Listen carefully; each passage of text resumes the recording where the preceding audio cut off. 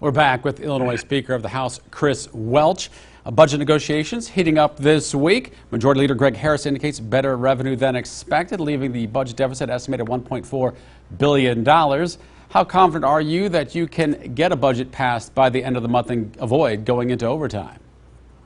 Well, I feel good about the direction that we're headed in overall. I feel good about the direction that we're headed in with regard to the budget discussions.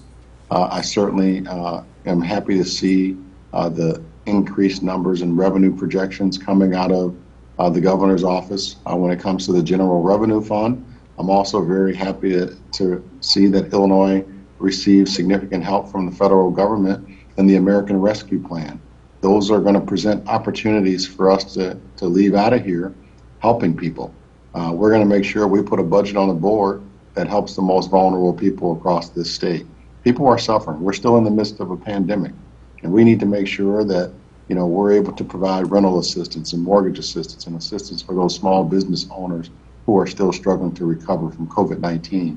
But I feel very positive about the direction that we're headed in and being able to do that. Governor J.B. Pritzker indicates he wants to change the corporate tax structure by limiting their deductions. He says that could generate $932 million in revenue. Is it your plan to go along with that in the legislature? What other changes in taxes do you think are being considered?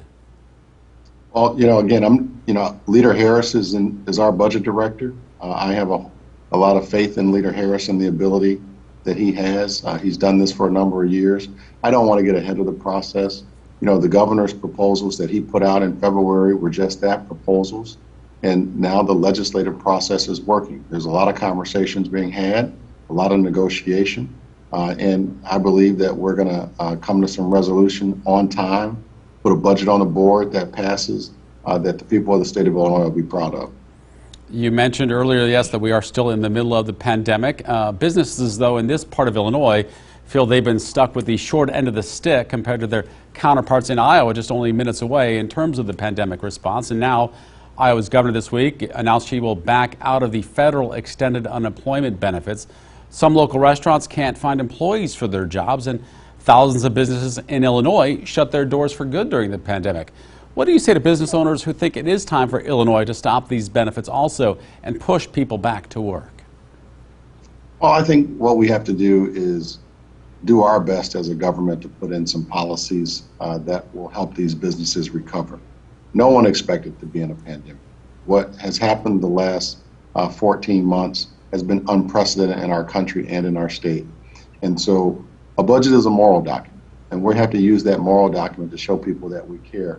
And I think it's important that we take the funds that we see coming in through the General Revenue Fund and the American Rescue Plan and try to help these small businesses across the state recover.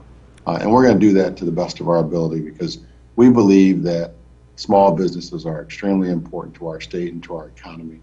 And we want to make sure that they bounce back and be successful.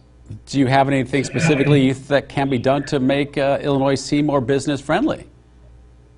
Well, there's a whole host of things that we can do to make Illinois seem more business friendly. And I think that the number one thing is we all need to come together and lower the rhetoric and talk about the great things that are being done and all of the assistance that businesses did receive. We need to focus on a lot of the positives that were done.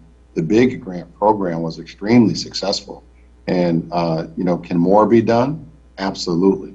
Will we try to do more? Absolutely. And I do believe that we're going to be able to deliver on that. But I think we need to change our rhetoric and focus on the positive things that have been done in an unprecedented pandemic because a lot of great businesses have been saved because of the work of what we've done here. And we know that more can be done, and we're going to try our best to get it done.